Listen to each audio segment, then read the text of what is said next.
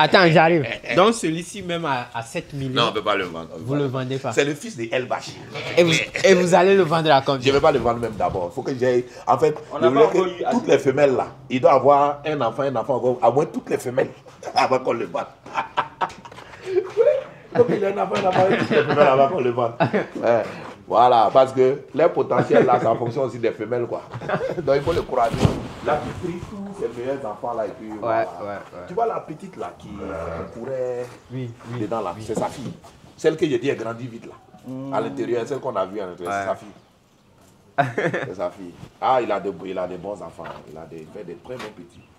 Millions, 2 millions, c'est ça, ça met sur la route. Je ne suis pas le seul.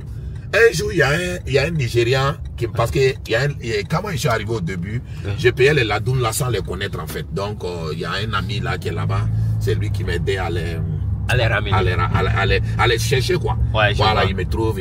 Donc moi j'achetais au hasard un peu et tout ça. Mais petit à petit, au fur et à mesure que j'achetais, mes yeux commençaient à s'ouvrir un peu. Donc c'est là que j'ai compris qu'il y a ladoum dans ladoum. Voilà, il y a ladoum. C'est pas la même chose. Donc, c'est là maintenant, je suis tombé sur un autre ami qui m'a mis en contact avec les plus grands éleveurs de ladoum. Voilà, de ladoum. Aboukan. Aboukan, il y a l'autre là, Dramé. Dramé, voilà, celui qui a comment on appelle, le champion du Sénégal même là. Ouais. Qu'on appelle l'autre là, El Bachir. El Bachir, oui, il a rappelé tellement de trophées. Waouh! Voilà. Là, ce n'est pas Aboukan. Non, ça, c'est pas Aboukan. Wow. Aboukan, actuellement, bon, lui, c'est vrai qu'il a des sujets impressionnants, mais il n'est plus trop focalisé sur le ladoum comme ça. Il fait même l'élevage des vaches, il fait beaucoup de choses. Et il fait beaucoup d'embouches et tout ça là. Voilà. C'est un monsieur qui m'a impacté aussi. Oui, Aboukan, parce que quand j'étais très jeune, je suivais ses vidéos. Ses vidéos, oui. Et à une de ses vidéos, il a dit « J'aime le mouton comme j'aime ma famille ». Aboukan, en tout cas, c'est lui qui était le président même des éleveurs. Ouais, voilà. Même actuellement, il est maintenant président de tous les éleveurs. Avant, il était pour les moutons là. Maintenant, il est monté un peu plus haut.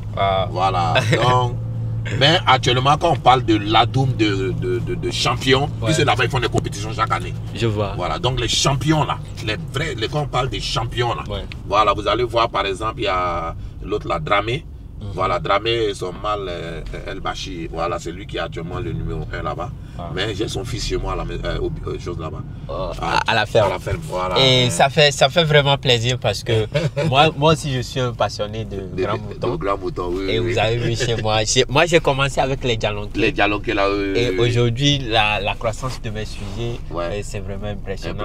Mais je suis en train de songer également à cette race là, au ladoum. Au ladoum là aussi. Ladoum, donc ce qui a fait que j'ai balayé tout ce qui était local, les balamis, les bois. J'ai tout balayé, voilà. Je n'en veux plus. J'ai balayé, mais j'ai un autre champ où je les ai amenés quoi. Ouais, je vois. Donc aller se reproduire là-bas, on va les enlever. Bon, comme il y a l'herbe gratuitement là-bas. Donc à manger. Mais en ville ici là, j'ai tout enlevé. Voilà. Et tu sais, bon, moi quand j'ai débuté, en fait au début, moi mon papa savait que j'allais pas, parce que je suis allé, j'ai fait le droit privé. Et puis après, je suis rentré à la maison, je lui ai dit, papa, tu sais, moi c'est l'élevage, j'aime. Et puis il a dit, oui, toi, je te connais très bien. Et puis voilà, déjà quand j'avais 17 ans, je lui ai parlé de ça. Il a dit, non, il n'y a pas de souci, tu peux rentrer chez moi à la ferme et débuter ton élevage. Et c'est comme ça que j'ai débuté. Voilà là où j'en suis. Ah, vraiment, que Dieu soit loué. Donc mon papa, c'est quelqu'un vraiment que je serais tellement reconnaissant envers lui. Parce que, oui, déjà à mon âge là, c'était pas facile parce qu'il y a beaucoup de personnes qui voulaient, non, pourquoi tu as laissé le jeu? Mais il disait non, je sais pourquoi il est là-bas, laissez-le, c'est sa passion, laissez-le se développer. Exactement. Donc voilà, aujourd'hui c'est un plaisir pour moi. Ah, gloire à Dieu. En fait, c'est un domaine, quand tu rentres là-bas avec la passion, tu ne peux que réussir. Amen. Malgré tous les défis qui vont venir. Amen. Voilà, je sais qu'après 2017-2025, ça fait à peu près combien? Ça fait à peu près 8 ans. Voilà. En 8 ans, tu as eu le temps d'avoir tous les challenges possibles. Effectivement. Toutes sortes de problèmes et d'acquérir de l'expérience. Effectivement. Voilà. Et tu sais, chez moi aujourd'hui, ce qui m'impressionne le plus, c'est que plusieurs personnes de différentes nationalités viennent me visiter. Ah, voilà. Et même actuellement, les autorités de mon pays commencent par m'appeler. Voilà. Tu vois un peu. Et voilà, pour moi, c'est vraiment c'est très intéressant. Ouais, vraiment. Ah, c'est ça. C'est la passion. Et c'est ça. C'est la passion. Quand quelqu'un est passionné de ce qu'il fait, ça finit par tirer aussi créer l'attraction. Ah, voilà que tu es là à Ouagadougou maintenant pour, je suis à Ouagadougou. Pour une formation. Oui, je suis à Ouagadougou maintenant. Ah, vraiment. Et Dieu est vraiment en tout cas, Dieu est bon. Mais au début, quand j'ai débuté, même les villageois, ils se moquaient de moi. Aujourd'hui, je suis très bien accueilli à Ouagadougou. C'est la grâce de Dieu. Voilà. Vraiment. C'est pas facile quand même. Non, c'est pas facile. Mais quand il y a la passion, le résultat. Vraiment, oui, c'est ça. Oui. Moi, j'achète, ça meurt, j'achète encore. Oh non, si c'est acheté là. Les gens même, d'autres même pensent que c'est de la folie. Non, c'est pas la folie, c'est ce que je veux. Voilà. J'ai fait aussi les chèvres là. Oui, donc, les grands chèvres. Voilà, les chèvres d'Afrique du Sud, Boer, quoi comme ça. Donc, et aussi les vaches. Mais les vaches là, la grande majorité, j'ai un autre champ là. Wow. Voilà, là où elles se trouvent actuellement. Voilà, mais il y en a quelques-unes à la ferme là. Ouais. Wow. Sinon, le Burkina, c'est une très bonne ville. C'est une belle ville. Ouagadougou. En tout cas, c'est une ville sympathique et puis l'architecture sort du lot. Ouais, vraiment. Mais je pense qu'il vous manque seulement une seule chose. C'est la plage. La plage, en tout cas. Quand je vais partir à Lomé, vous allez commencer par cotiser tout le monde à Ouaga. Et comme ça, je vais vous envoyer la plage. Non, il n'y a pas de problème. On va accueillir ça sans problème. Ouais, parce que moi, je suis spécialisé en la matière. Ah, ok. J'ai déjà envoyé la mer au Mali, au Niger. Voilà. Donc, c'est mon travail. Ah, il n'y a pas de problème. Donc, il faut maintenant. Mais comment la mer a pu sauter Ouaga pour aller au Niger? Non, il y a des systèmes de canalisation. Ça, c'est très simple. Ok. Oui. Ah, comme si tu le dis, il n'y a pas de problème. Non, il n'y a même pas de problème. Ah, vraiment. C'est pas facile. On était allé une fois à une réunion ministérielle avec les pasteurs. Et puis après la prédication, on était en train de manger à table. Et puis c'était au Ghana, il y en a qui me posait la question. Il dit que vraiment, il paraît que chez vous là-bas, là, c'est un peu le désert, tout ça. Il dit, mais vous n'avez pas de mer aussi là-bas, tout ça là. Parce que les gens ne connaissent pas. Donc ils posent des questions, il faut les comprendre quoi. Je dis, si on a la mer, il dit, comment ça? Il n'y a pas la mer. Je dis, oui. Il dit, nous avons une mer de sable. Je vois un peu. Waouh. Je ne savais pas que le Burkina, c'est Ouagadougou. C'est impressionnant. Ah, c'est Ouagadougou. C'est grand. Ah, vraiment. Ça ne fait que s'étaler seulement. Ouais. Même Lomé aussi est en train de s'étaler. C'est vrai que la mer a bloqué, mais les gens en revenant, en revenant maintenant vers l'intérieur. Voilà. Je serais tellement ravi. Je suis tellement ravi. Vraiment. Et de tomber encore sur vous. Ah, ok. En tout cas, on est là-haut. C'est génial. On est là. C'est génial. Parce que chez moi, j'ai des intentions. Ah, ok. J'ai vraiment envie d'encore la croissance. Ah, ok, oui. Chez moi. Oui, surtout si tu as assez de terrain pour travailler. Surtout comme c'est à combien de kilomètres de Lomé? C'est à 190 km de Lomé. Ok, en allant vers Ghana ou bien Bénin? Non, sur la voie du nord. Ah, en revenant vers le Burkina? Oui, en revenant vers le Burkina. C'est-à-dire qu'on dépasse les Tchéviers? Oui, okay. On dépasse Tchéviers. Ok. En allant vers Takmami, quoi? Oui, c'est ça. Ok. J'ai même un ami haïtien, voilà, mais lui, ça fait au Togo. Voilà, il a pris la Douma avec moi-même. Mais voilà, il m'a même contacté la fois passée. Il me dit encore de préparer autre, encore, il va prendre. Voilà. Donc, mais il m'a dit que sa ferme là aussi, c'est vers les Tchéviers là-bas. Voilà. Tu sais. Passionné. Il est passionné de moutons. d'élevage même en général. On fait les chèvres aussi. Ah, on n'est pas passé par Fespaco, ça. Ah non, Fespaco c'est Karma. Oui, on a oublié. En ville de l'autre côté, derrière. Ça dit que c'est Karma. En allant un peu sur la route de Bobo. Bon, en fait, voilà. C'est dans la ville, quoi, mais c'est en allant de l'autre côté Karma, vers l'ouest. Alors que nous, on s'en va à l'est de la ville.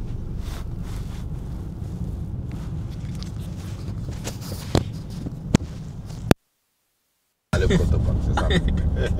Beaucoup de protocoles. Ouais.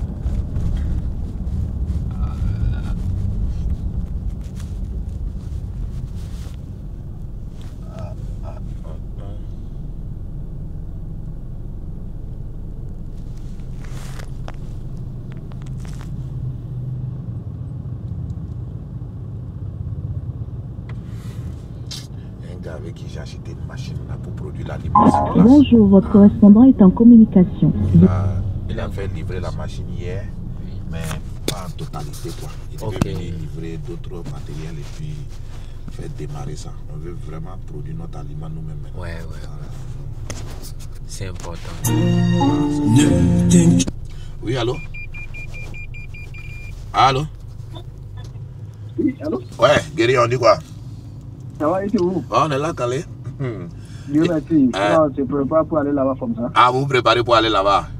Voilà. Eh ben, n'oubliez pas mon convoyeur là. Non, on va pas oublier. Moi, mais je suis en route en train d'aller là-bas. Voilà. Ok. Voilà. Donc, à tout à l'heure. Ok, ok, merci beaucoup, merci. Ah, lui, il a une machine révolutionnaire. En fait, il produit des machines. Vraiment, le gars, il est bon. Wow. Ouais. Chez moi-même, c'est un Togolais qui m'a fait ma machine. Ma plus grosse machine, là, c'est un Togolais. Ça broie quoi? Ça broie les... Bon, moi, je broie en quelque sorte les résidus, les tiges, les rafles. Voilà. L'emballage, je broie beaucoup de choses avec. Ok. Ouais. Tu sais, moi, je fais le champ. Oui. J'ai un grand champ de maïs et puis de soja. De soja, ok. J'aime broyer tous ces résidus. Les résidus là ensemble, ok. Ok, mais même les graines de maïs aussi, tout est dedans. Tout. Ok, je vois. Tout. Ok. Ok. Bon, nous, moi, je vais fabriquer les aliments parce que j'ai 2 machines. Ouais. Voilà, il y a celle qu'il est en train de me livrer là. Ça prend les... Par exemple, quand tu fais ta formulation, voilà, par exemple, le touteau de coton, le maïs, tu le mets. Et tu mets le maïs, la quantité que tu veux, il broie et il aspire ça dans le tonneau là.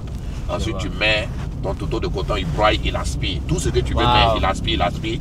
C'est stocké dans le truc. Et après, maintenant, tu actives le mélangeur. Il va pendant au moins quelques temps, il va mélanger ça. Voilà. Et après, si tu veux, tu récupères ça tel que c'est. Ou bien si tu veux aussi. Mais moi, j'ai une machine qui fait les granulés là. Donc, ça va finir, ça va rentrer dans la granuleuse. Et puis voilà, ça va sortir sous forme de granulés. Comme ça, on peut stocker ça un peu plus longtemps. C'est très bien. Voilà. On a les rafles, les tiges. C'est cette année que je vais expérimenter ça. Oui, c'est très bien. J'ai commandé une autre machine avec lui qui broie les rafles, quoi là.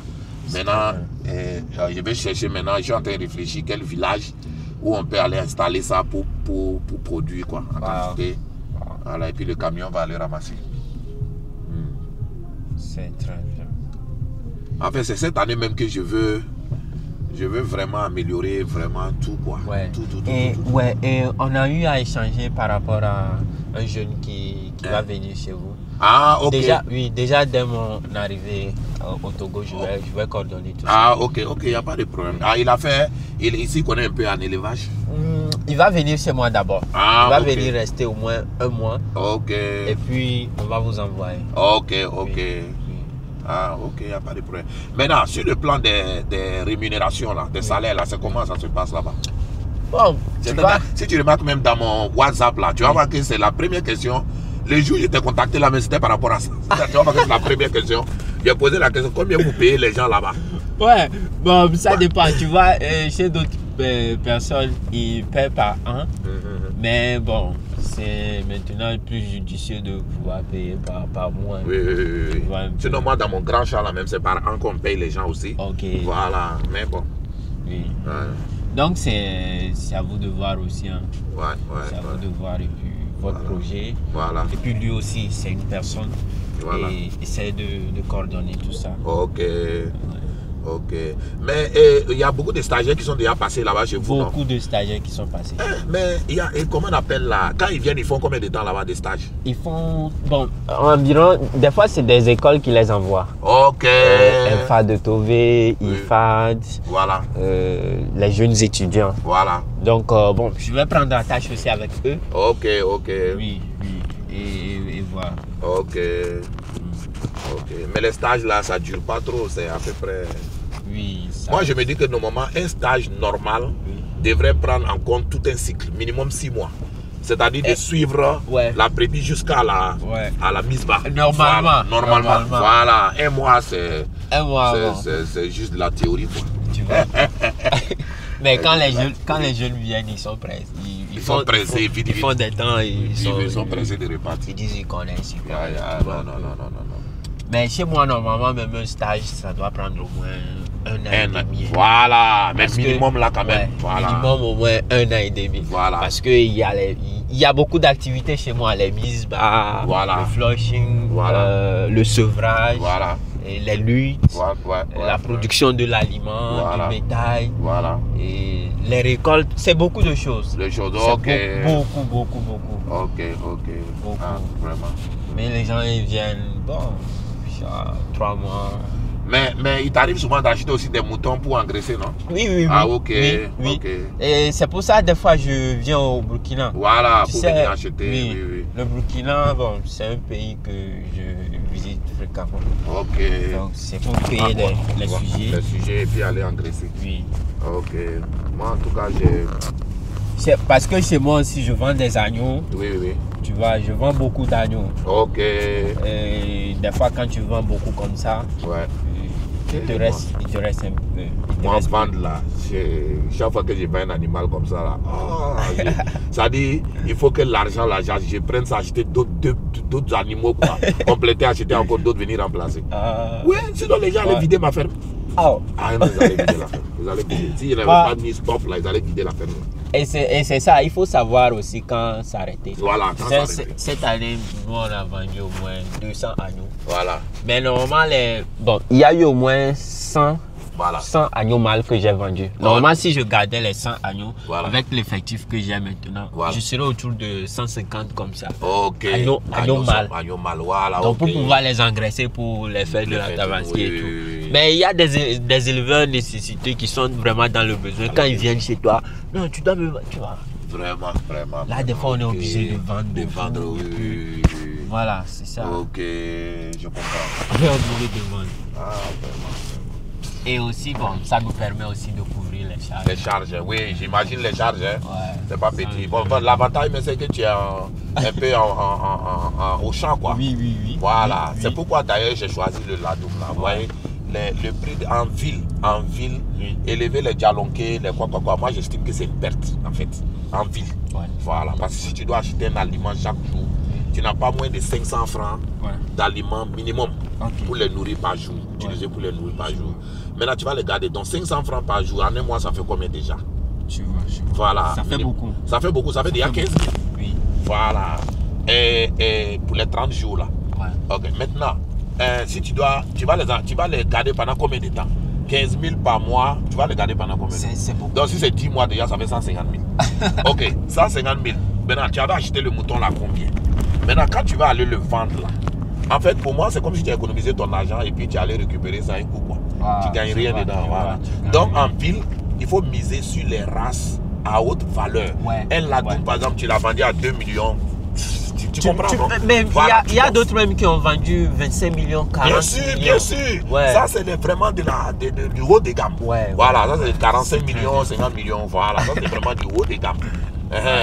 Voilà, donc c'est pour dire seulement qu'en ville, là, ce que j'ai toujours dit aux gens, quand je vois les gens en ville en train d'acheter, de souffrir chaque jour, acheter des aliments pour nourrir, le Ladoum mange exactement les mêmes aliments que nos moutons. Que les djalonqués et tout ça. Mais non seulement il grandit très vite.